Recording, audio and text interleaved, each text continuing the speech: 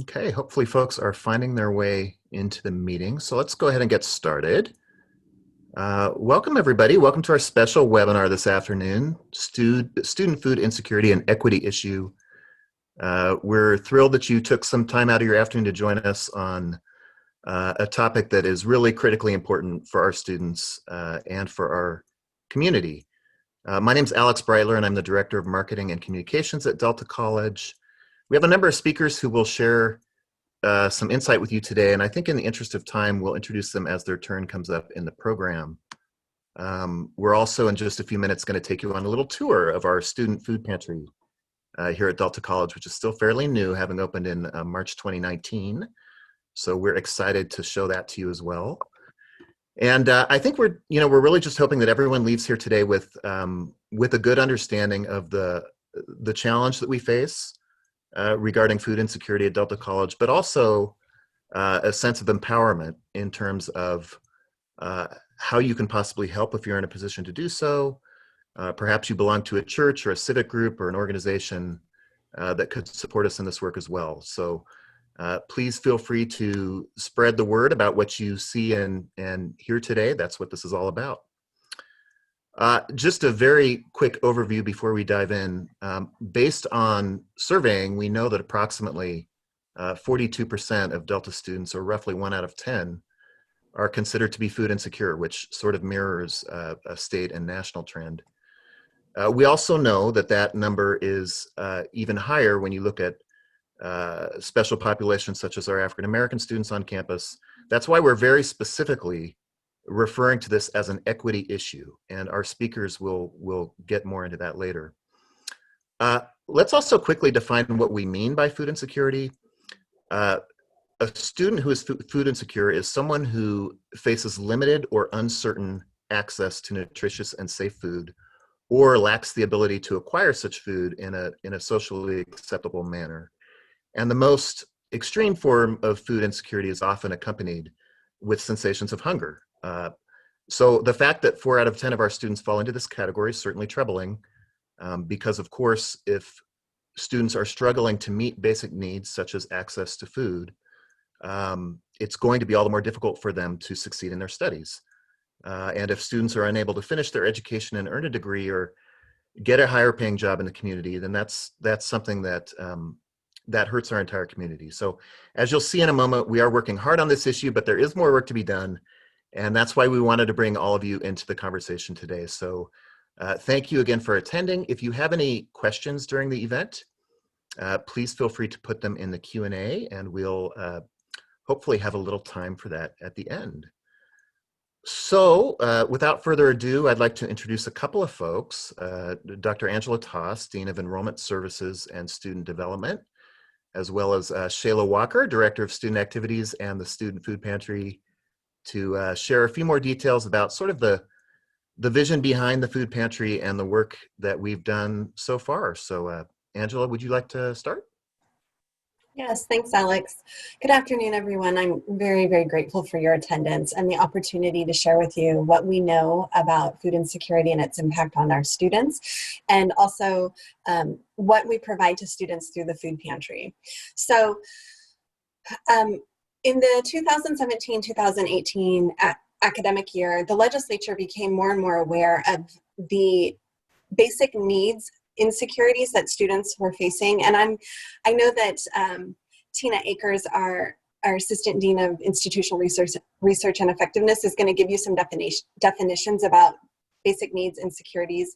But there was some national research that was completed through the Hope Center, looking at how basic needs insecurities impact students. And that information was mostly focused at the university level and residential institutions and campuses. But it came to the attention of the California legislature around the same time that the Hope Center realized, well, we really need to focus on community colleges, because community colleges actually enroll greater numbers of students than our selective institutions.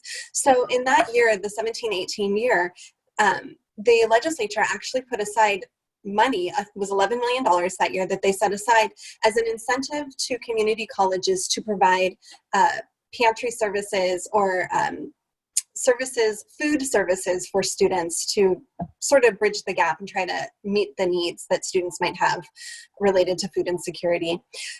Delta College received about $45,000 based upon our enrollment. And so we had actually already recognized it as a problem on campus, and there was a task force meeting to address food insecurity. I have the honor and privilege of chairing that task force, but I have to give credit to the task force. They did the real work. And we were able to take advantage of the $45,000 funds because we, prior to even that time, the student activities and our associated students of Delta College had already recognized that there was a need, and they had created a food pantry in one of their storage closets, and were just doing whatever they could, doing really, I would say, boots to the ground, action-oriented collections to try to provide food to students. So since we technically had a food pantry on campus, we were able to take advantage of the funds, and we used that task force. It was comprised of staff, it was comprised of faculty, it was comprised of managers, and most importantly, it was comprised of students, because their voice mattered and we wanted it to have the impact on them that they needed, and we needed to hear from them what it was. So as a result of that task force in the 17-18 year, we designed a larger food pantry that looks and operates similar to a grocery store. You're going to see it. I'm really proud of it, really proud of the work of the task force. And from that time on, we have had the food. So we designed it on paper in the 17-18 year. In the 18-19 school year, it opened. So they started the construction in November and opened it in March. And then since that time, you will see that Shayla's going to tell you the impact it's had on students. And so I'm going to turn it over to Shayla. Thank you, Dr. Toss. I want to introduce myself. I am the Director of Student Activities, and I want to also introduce my colleague, who is Anna Vegas, who's also the Student Activities Coordinator. And I want to actually take a moment to pull up the PowerPoint that I have, Katrina, to share just some information before we do the tour and we give you the virtual tour that we're excited to share. I just want to share with you kind of an overview about the Student Food Pantry itself. So we actually established the food pantry in March of 2019. We're super excited to open our doors, and as you will see in a little bit, you'll see that it's more like a market. We wanted it to be somewhere welcoming that students would come and visit, be able to get the food that they need, clothing, as well as toiletry items and whatnot. So we can go to the next slide. Some of the services that we offer, and feel free to chime in, Anna, if you have some other things that you would like to contribute. But we offer prepackaged food, toiletry, feminine hygiene products, I can't talk, clothing distributions, and also we work with community agencies such as CalFresh to help students with their CalFresh applications.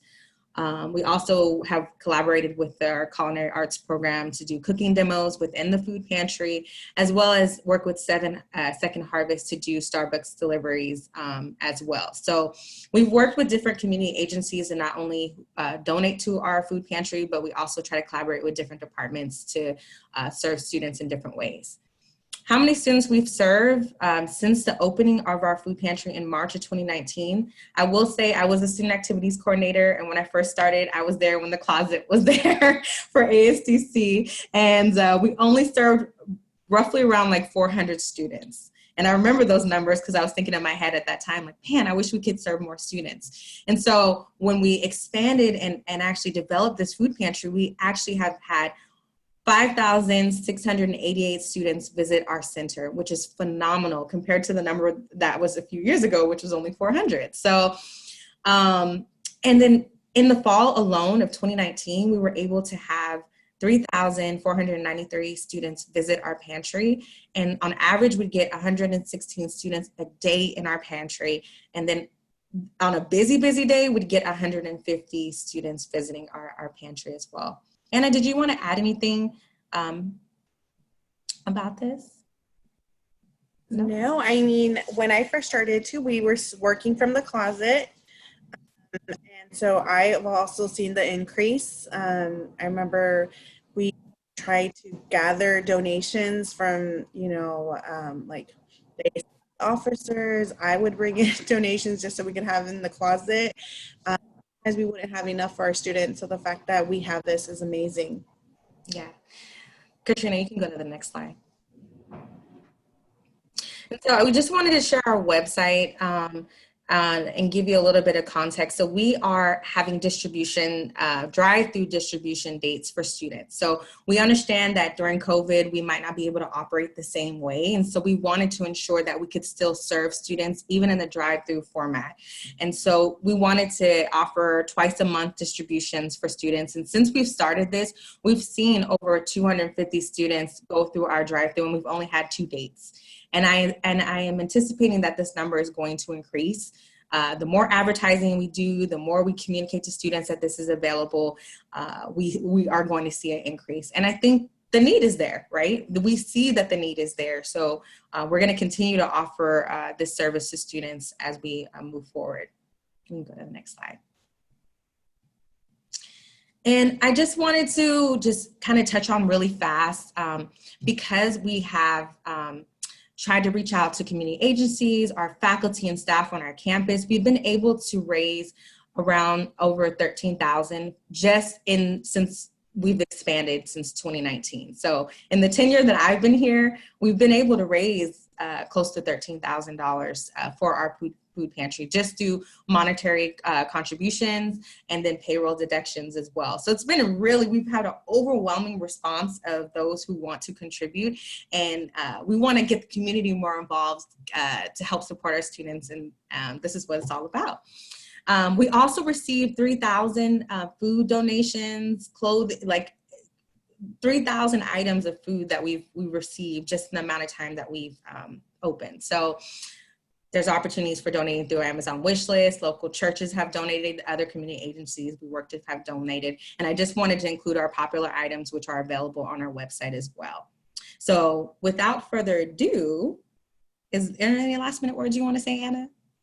No? Did I pretty much cover it? Yeah, you covered it. Thank you to everyone who has donated and contributed to the food pantry. It has impacted many, many lives. Let's show you the video that we created.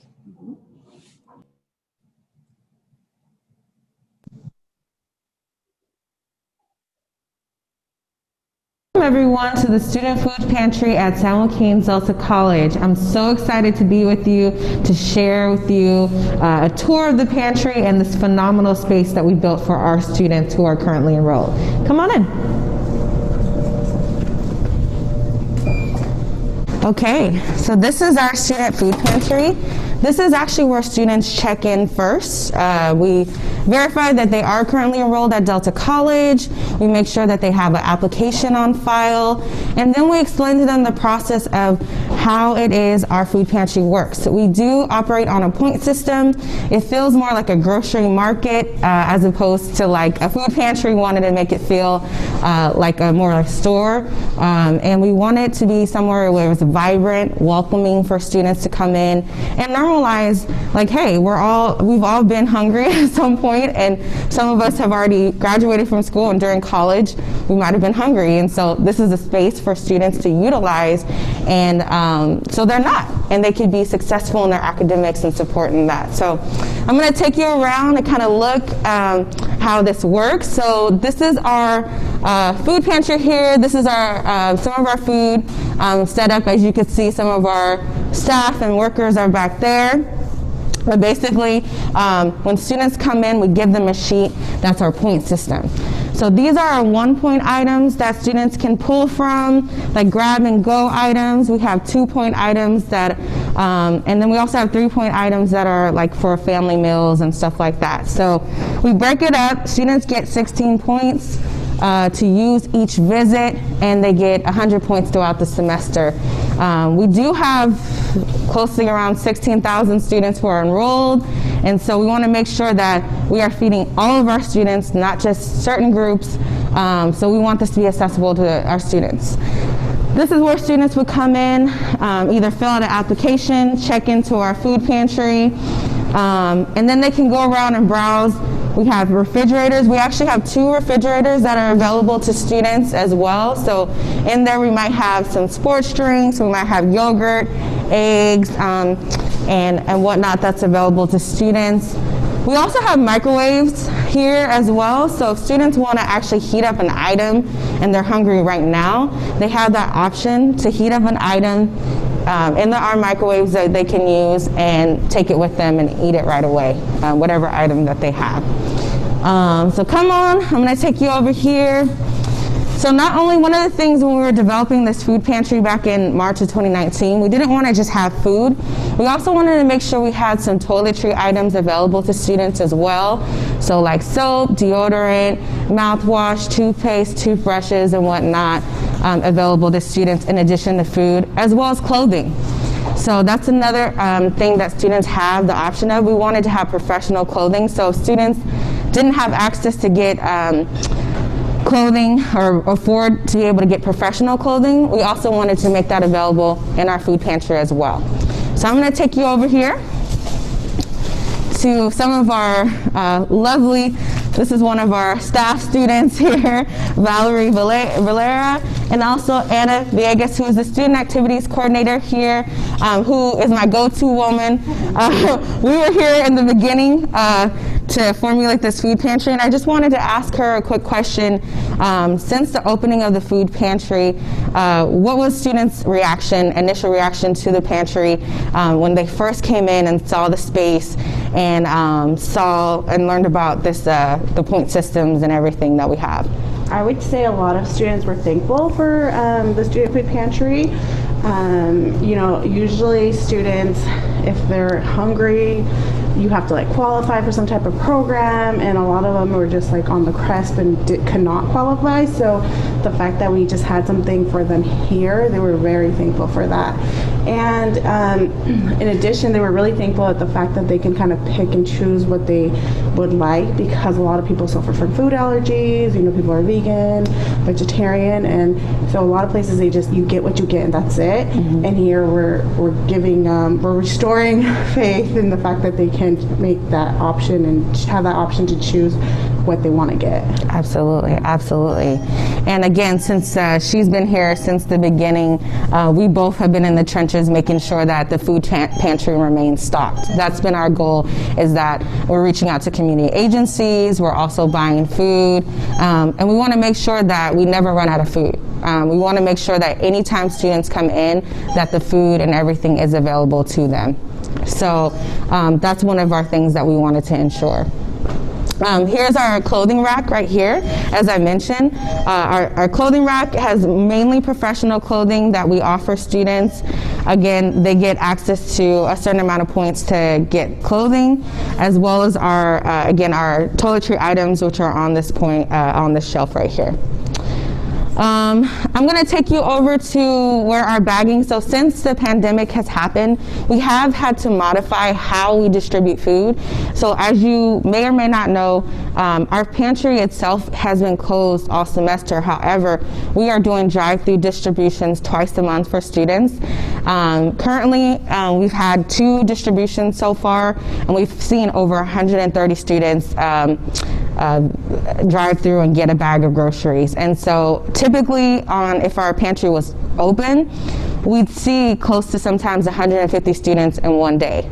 That's a lot of students. In one semester, we've seen over 3,500 students visit our food pantry. So since the pantry has been open, the biggest question I get is, has it been utilized? And I say absolutely. We see that there is a need for this pantry on our campus because of how often students are coming in. So we want the community to know, we want to get more awareness in our community, to get more support to help continue to offer this service in the future. So come with me, I'm going to show you where our bagging happens. So this is the area that we use to bag groceries for our drive-through events. Currently, we have 114 bags that we've bagged since we started doing the drive-through. We've given away, again, at each drive-through, we see roughly over 130 students, so we've given away probably over 200 and 250 bags. And each time we give away bags, we always come back, bag up, replenish our stock. So for the next time, we'll have food available to students as well. So this is where all the magic happens. We're in here probably once or twice a week bagging groceries to ensure that at our next distribution that we have as many bags available to students who come. There's a lot of students who still don't know about it, so one of the ways that we've advertised to students is not only through social media, but also through Canvas, which is our online student portal, to share messages with students to remind them about the food pantry distribution dates and times and whatnot. So I encourage you, on our website, we have an option to give. We have Amazon and Walmart currently on our website that actually is set to come to our campus. So if we have our wish list up, you can just buy and the packages will get sent directly to our office. So if you are interested in giving at this time, we encourage you to visit our website on our Delta College webpage. You can even type in search engine, the Student Food Pantry, and it'll take you directly to our website to where you can give. So we are excited that you are interested in learning more about our food pantry, and we hope that you are interested in partnering with us, whether it's giving, whether it's volunteering. We want the community to be involved and aware of this great service we're offering to students.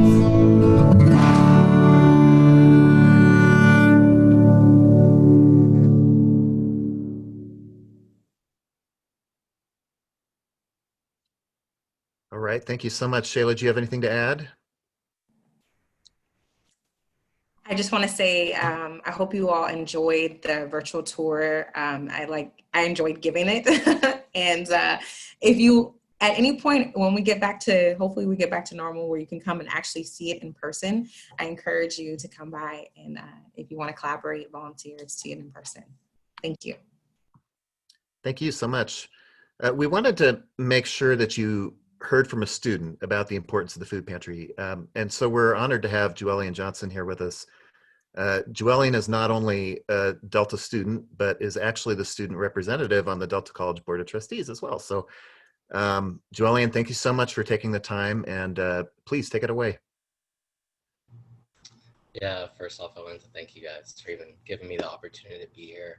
This is an amazing panel full of people who are amazingly supportive. And fortunately, I know that firsthand. For me, I always say that the CC traditional student is usually an unconventional student because problems like this, they become a lot more persistent when you talk about community college. And so for me personally, my own journey going through food insecurity started over last summer. And I actually experienced housing insecurity, food insecurity at the same time, kind of going to friends who had couches or dorms, being able to use them for support at that time. But the culmination of problems that happened, I became housing insecure and food insecure, which primarily affected how I was doing in classes. And so during that time, I had not only worrying about where I was getting my next meal, but now I was also becoming a problematic student, not being able to pass my classes, which affected my financial aid, which for a lot of people that affects persistence, right?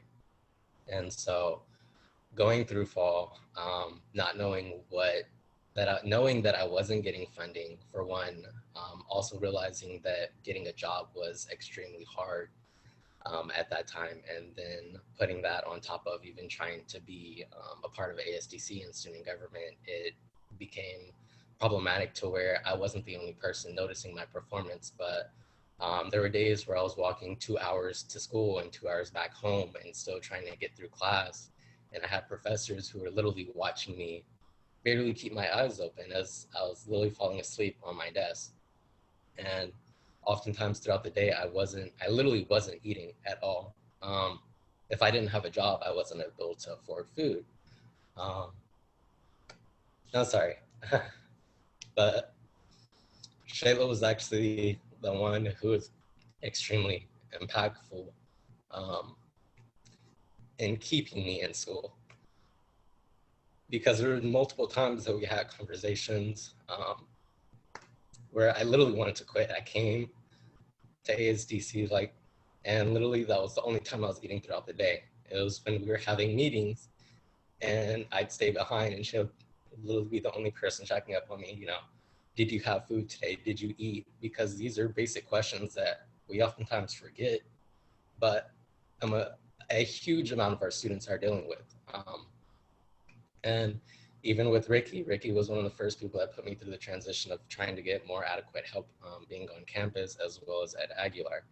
And so I'm extremely appreciative, but knowing that if I didn't have these type of foundational places, and I still say the same thing today, I unfortunately feel extremely bad because I know that there's a lot of students who don't relatively receive the same support from me.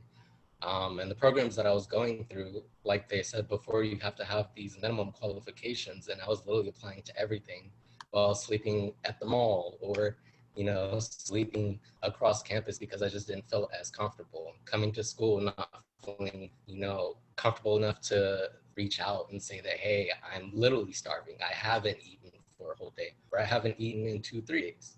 But those are the types of things that we conventional when we talk about the student population that we're dealing with here, as well as acknowledging the community that we're in and seeing so many poverty-stricken families who we think that's the support, right? But even for myself, I'm only 21. I was 19 at the time, and I didn't even have support from family.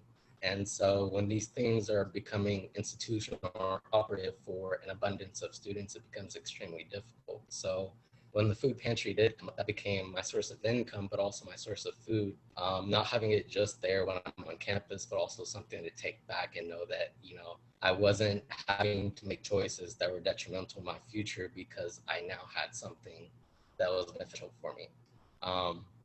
And just having the understanding of that and being comfortable enough to, go into a place that's like, hey, now I'm meeting students who look just like me, who are going through things just like me. And even while I was working there, I got to meet most of our students that were coming in on a daily basis because that was where I spent most of my time. And so having a place where students can feel comfortable enough to resolve problems like this is extremely beneficial. But it goes farther than just what we look at on an academic term, because it goes to their mental, their physical, but also how they're feeling about themselves, their self-confidence, their potential realization. And the effects that we had from just putting this on campus is just far-reaching, and I'm extremely appreciative to be on this panel and have the foundational support that I've had over the years. So thank you. Thank you, Joellen. Thank you so much for sharing that. It's really powerful perspective. We really appreciate you taking the time to do that. And when you step back and think about how there are literally thousands of other stories like this from students across our campus, I think that really drives home the importance of the food pantry, why it matters, and why we're doing this work. So thank you again so much. Next up, we'd like to bring back into the conversation once again Dr. Angela Toss, as well as Tina Akers, who is our Associate Dean of Institutional Effectiveness. And they're going to sort of walk us through just some of the data, some of the numbers to help us sort of understand the magnitude of this issue. Angela, did you want to kick this portion off? Yeah, thank you. So I want to make sure I give accurate information. I realized after I stopped sharing last time that I misspoke so I want to correct that, and my apologies. In the 17-18 school year, the legislature put aside $2.5 million. They saw how tremendously it impacted students just like Joellen and the story he shared. And in the next year, they put aside $11 million. So I need to let you know it started smaller and grew. And then Tina, are you okay with me sharing the basic needs insecurity definitions? Yes. Okay. So I first want to make sure that we're all speaking the same language so that we can understand the data and the statistics together. So food insecurity, according to this Rural College survey, which was a nationwide survey, but California community colleges participated in the fall of 18 and then again in the last spring during the time of the pandemic. So the data that you're looking at reflects the data from the pandemic. And it really, to be honest, hasn't changed all that much from the fall of 18, but it's important that we be timely and relevant. So the definition for food insecurity, and I apologize that I'm looking up, I have two screens and I have old vision, so I put it on the big screen, so I have to read it from up high. But the definition of food insecurity is the limited or uncertain availability of nutritionally adequate and safe food, or the ability to acquire such food in a socially acceptable manner, which Alex had said earlier, And as he said, the most extreme form is often accompanied with physiological sensations of hunger. So that's how we define food insecurity. But we also, in this study and the survey, looked at housing insecurity, which includes a broad set of challenges such as the inability to pay rent or utilities, or the need to move frequently. Students are classified as housing insecure if they answered affirmatively to experiencing at least one of the relevant survey items in the previous year. And then finally, homelessness is the lack of having a stable place to live.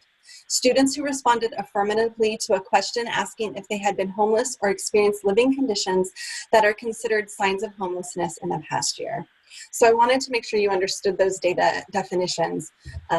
So what you're looking at is the statewide data related to both, or all three: food insecurity, housing insecurity, and homelessness. So over 38,000 students responded statewide, and they told us that nearly 3 in 5 were experiencing basic need insecurity. So one of the three. It could be a combination of all three. It could be a combination of 1 up to 3. But 3 in 5 experienced basic need insecurity. The black-white gap in basic need insecurity is 19 percentage points higher for Black African American students, and that is really one of the reasons we say this is an equity issue. Food insecurity affected 44% at 2-year institutions and 38% at 4-year institutions. 15% at 4-year institutions and 11% at 2-year institutions were experiencing homelessness due to COVID. And it's interesting because this data element has shifted, but we also know that the national survey included 4-year institutions that are residential by nature. So they had dorms that were open. And for some students, that dorm eliminated their homelessness or housing insecurity. And this hits home personally for me because my family was actually homeless my senior year of college, but I never experienced that impact because I was living in a dorm. So if I get a little emotional, it's because I actually have personal experience with this. And I know you look at me and I'm a dean and I'm very privileged. But I want our students to know that many of us have walked in their shoes and we can relate. And frankly, my personal experience and the stories I was hearing on the task force and the conversations, the frank and crucial conversations we were having really is what led us to make the decision to make the food pantry look like a market, to make it bright, to make it open, to make it welcoming. We wanted to restore dignity to students by not asking them qualifying questions. Frankly, any student who is currently enrolled can come in and take advantage of the food pantry. So if a student who generally doesn't suffer from food insecurity but had a bad morning and maybe got a flat tire and didn't have time to get lunch that day, we want to make sure that they have what they need, and we want to end stigma as it relates to basic needs and security. So we want to restore dignity. We want to make it something that students feel very safe and comfortable to take advantage of. So you are looking at the national data. Thank you, Dean Toss, for setting the national context. If we could go to the next slide, I will share our Delta College specific survey results from the spring survey. And again, this is the survey that was conducted for all students at community colleges in the state right after COVID and the stay-at-home orders hit. So some of the questions were specific to the impact due to COVID. Food insecurity was in general based on the past 30 days. So for Delta College, we had 1,173 students that responded to the survey. 6 out of 10, so 60% of our student respondents indicated that they had at least one of these basic needs that Dean Toss defined, either being food insecure, housing insecure due to COVID, and or homeless due to COVID. So after hearing Joellian's story and thinking about 6 out of 10 of our students having similar stories, again, the need to meet students' basic needs at our institution is of the utmost importance. So specifically within each of those basic needs and security types, 42% of our students indicated they were food insecure, 31% housing insecure due to COVID, and 18% homeless due to COVID, which is higher than that 15% of the national, that the national data showed. So more specifically, if we were to look and break down the food insecurity, go ahead and go to the next slide. These are the questions that were asked specifically to measure food insecurity. And so if students indicated at least one of these, they were considered food insecure. But there are also many students that indicated more than one, and again, insecurity across multiple measures. So I'm just going to go ahead and read some of these. The food that I bought didn't last, and I didn't have money to get more. That was the highest responded, were 46%. Almost half of our students didn't have enough money to get more food, and their food didn't last. Couldn't afford to eat a balanced meal. Ate less than I felt I should because there wasn't enough money for food. I cut the size of meals or skipped meals because there wasn't enough money for food. And I was hungry but didn't eat because there wasn't enough money for food. So each of these items I heard in some way or another in Joellian's story, you know, at probably different points within the journey, and how not having food impacted student outcomes, right? We don't have the data necessarily on how the basic needs are impacting student success in college, but we do know that it has a great impact. Outside of those questions, when we break down food insecurity by ethnicity, we see that African American Black students, over half of our students, of our Black students, are indicated that they were food insecure. And Dean Toss brought up the Black-white gap from the Hopes International survey. Our gap is actually 21%. So it's a little bit higher than the national results. And actually there's a large gap between all ethnicities and white, all the way down to Latinx being 11% higher than white. So I know we're going to talk more about how this is an equity issue, but just looking at the disparity between our ethnic groups and our students, we see that there's a real need to provide support for our students. In addition, when we look at gender, it's even higher when students indicate that they're non-binary, third gender, or prefer not to answer. These aren't data that we've actually broken down much in the past. We've only recently started asking outside of male-female, but it's very important because we can see that there are differences. And then we also we know from looking at other data, when we look at cross sections of students, right, where when students have intersecting identities, because they may have, you know, they may be female and African American, or non-binary and Asian, right? And so then you start to see the disparities increase even more. So it is very important that we look at the data in this way and that we're aware of the issues that are in front of us. And it's not a student issue, it's an institutional issue, right? So we have a responsibility to meet the needs of our students first and foremost so that they're successful in college. So with that, I will hand it off, I think, to Alex or to the next speaker to talk more about the equity issue now that we're aware of what this looks like for our students.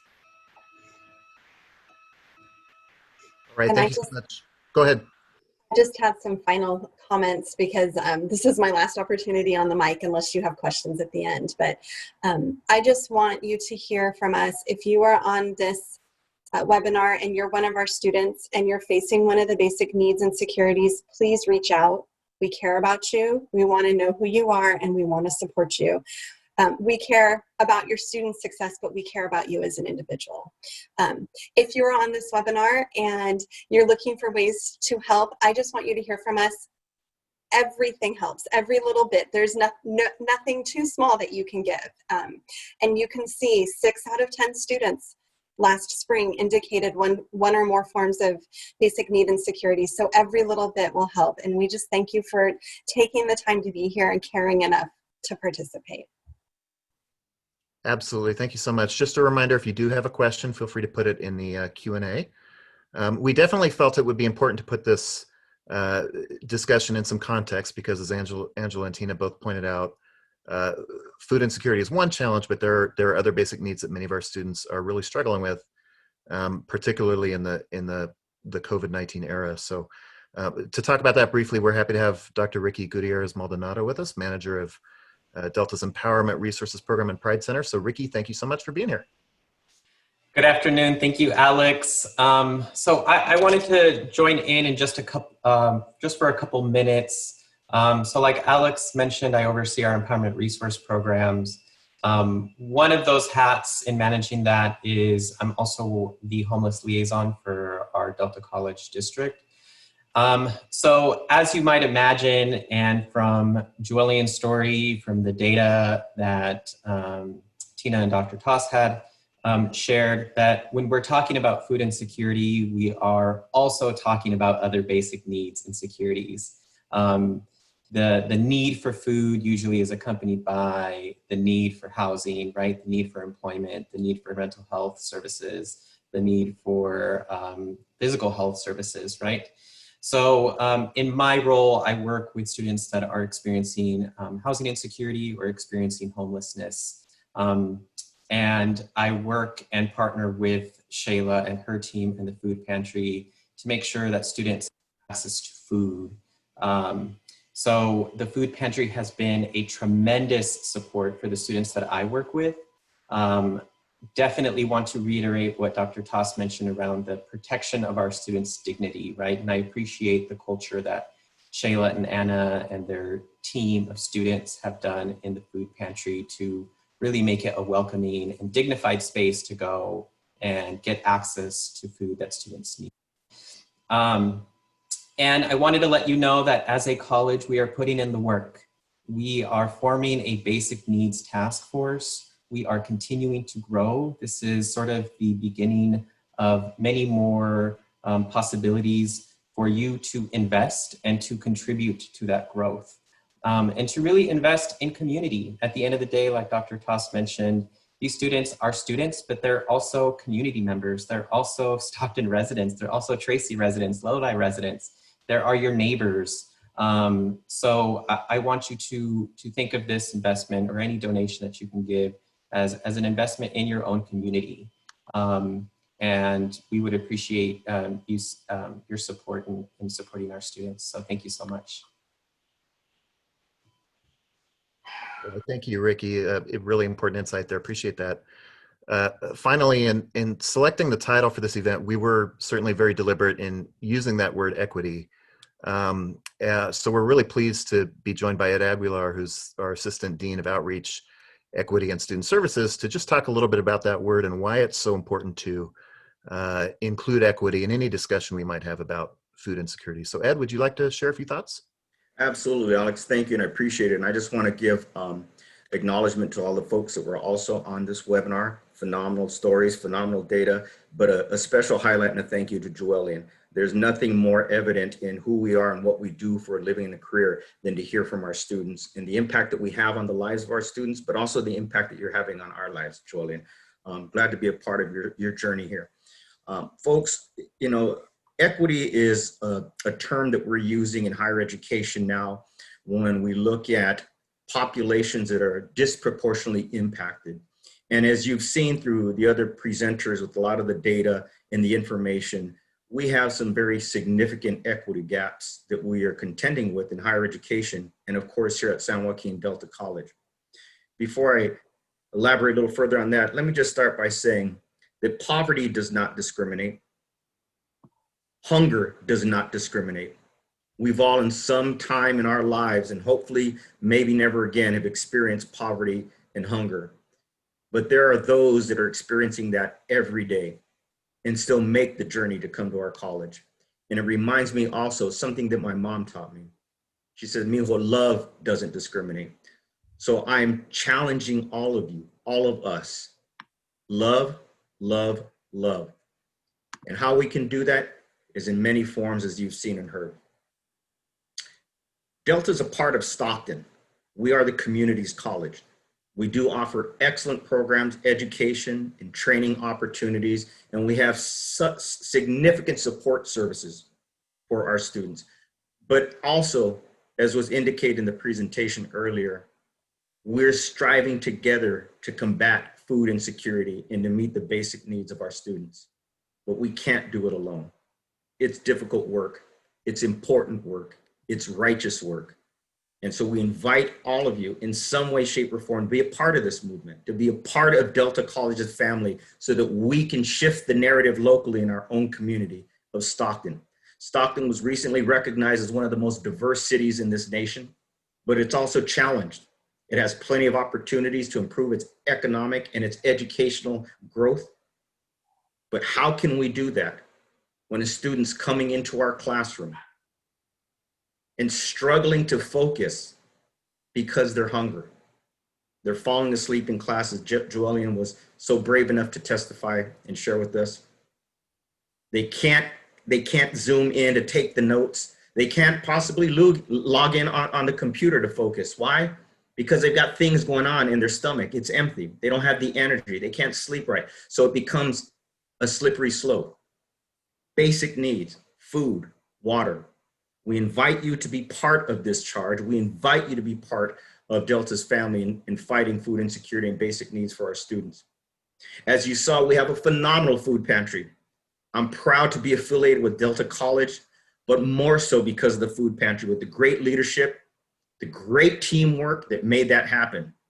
But you saw on those shelves, there's plenty of opportunity for us to stock up, whether it's from our own pantry, or if we go to the grocery store, or if we go to Walmart, or if we go to Amazon, or we sign a check, or we volunteer. Or if you're a farmer and you got a donation, bring it. If you're a church and you have extra, share it. If you're part of a grocery store and you know that there's going to be opportunities, it's never a day old, it's on time for all of us when we're struggling with hunger. So I compel you to be part of this movement, and we will strive to reduce our equity achievement gaps because we're taking care of one of the basic needs: food insecurity. Food insecurity. No one should be hungry when they have a hunger for knowledge. So join us, be a partner, and we look forward to welcome you. And remember, I quote a 5-year-old little volunteer who reminds us all, when he gives his savings to get chicken sandwiches and water to give to the homeless, and the only thing he asks them to do is don't forget to show love. So folks, don't forget to show love. Be part of our challenge here. Thank you. Thanks, Ed. That's an awesome, powerful call to action for all of us. I think I really appreciate that. We're just about out of time. If you have any last-minute questions, feel free to throw them into the Q&A. Candy is asking where this recording will be, where the recording of this webinar will be available. Candy, we'll make sure and post that on our YouTube channel. And then there may be some other, we haven't, to be completely honest, haven't figured that out quite yet, but we will make absolutely certain that it is available for everyone. If you would like, Alex, we can also put it on our webpage if that's all right. We can put it on the student food pantry page. Sure. Okay. Yeah, that sounds good. That sounds good.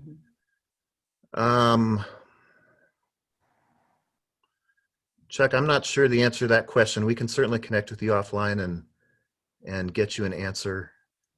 Tina, do you see the question? It's a data question related to food insecurity. Yes, I answered the questions in the chat, or within. Well, maybe there's a new question. I'm sorry. Do you want to read it? I'm not seeing it. No, you answered it. I just saw that. It's 4 out of 10 students are food insecure. Yes. Let me very quickly, let me throw a quick question out there if that's okay.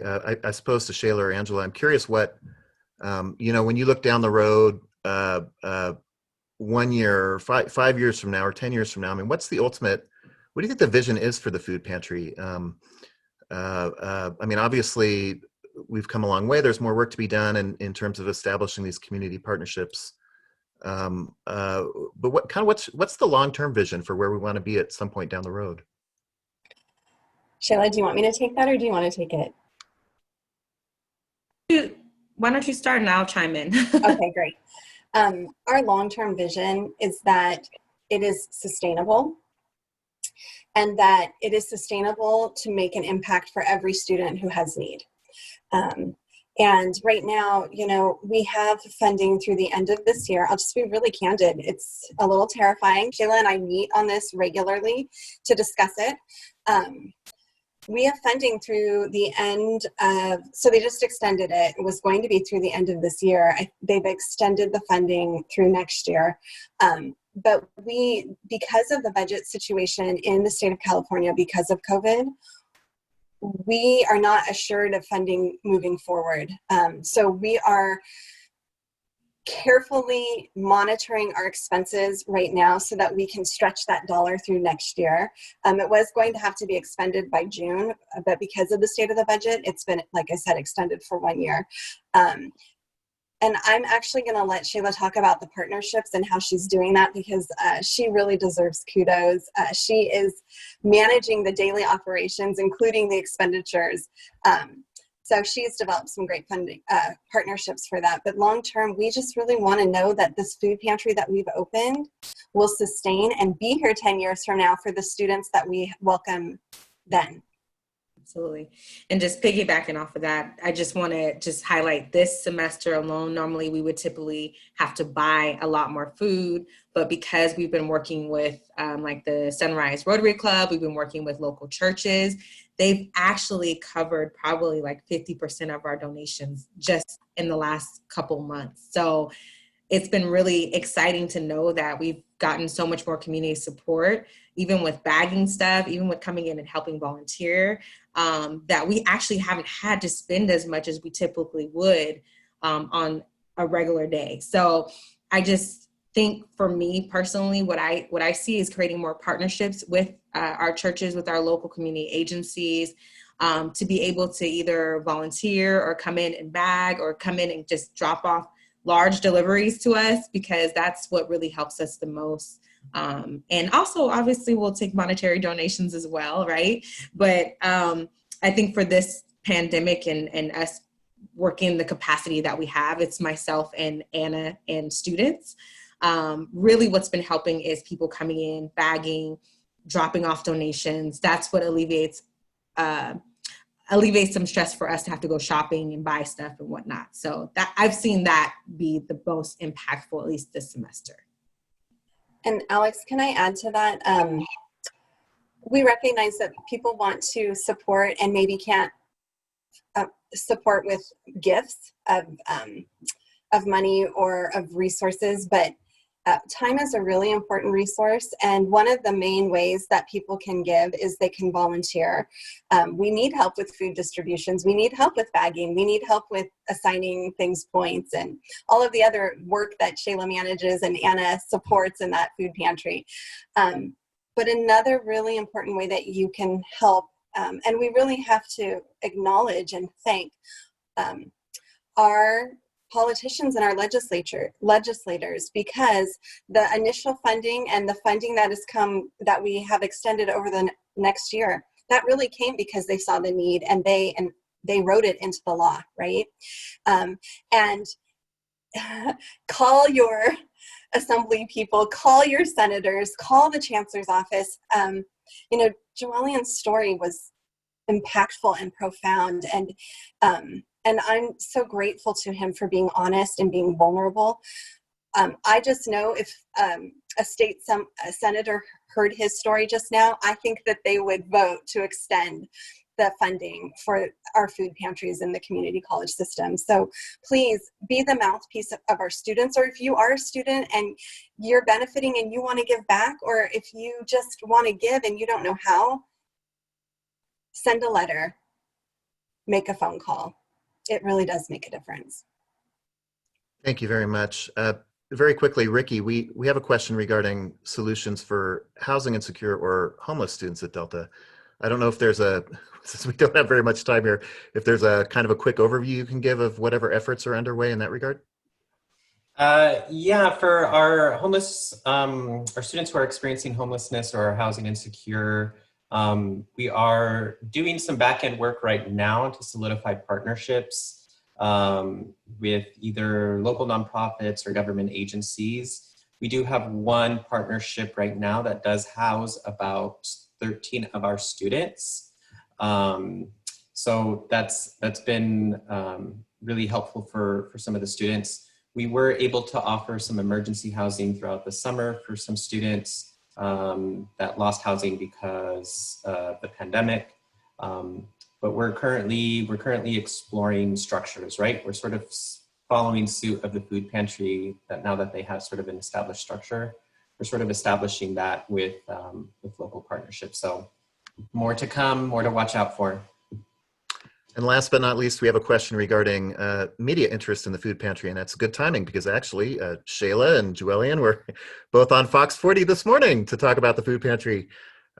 So we have had, actually the media has been fantastic about covering the food pantry. They've been out, we've had different outlets out a number of different times since we opened in March of 2019. So we're really thankful for their willingness to support this work as well. So thank you, everybody. We really hope that this event was meaningful to you. Thank you to all of our speakers. Special kudos to Katrina Jaggers, the Delta College Foundation coordinator, who really organized and pulled this whole event together, as well as Scott Goodman, who provided us with much needed technical support. If you need more information, or perhaps you would like to share this presentation with others, feel free to reach out to us and let us know. Probably the easiest thing to do is send an email to studentactivities@deltacollege.edu. That's student activities, all one word, at deltacollege.edu. And if you're seeing this on social media, of course, feel free to share or tag your friends or any other community organizations you may be associated with. So thank you all so much, and we hope you have a wonderful evening. Bye, everyone.